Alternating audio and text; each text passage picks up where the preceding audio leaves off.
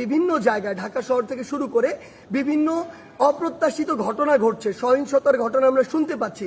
আমরা আপনাদেরকে স্পষ্ট করে বলতে চাই, এই যে বাংলাদেশের ছাত্র সমাজ একটি এত বড় আন্দোলন করেছে, একটি ফ্যাসিস্ট একটি সরকারের যে একটি পতন ঘটিয়েছে, সেটি আমরা এই কারণে করিনি যে একজন নির্যাতক চলে যাবে আরেকজন নির্যাতক এসে সেই জায়গাটি নিবে।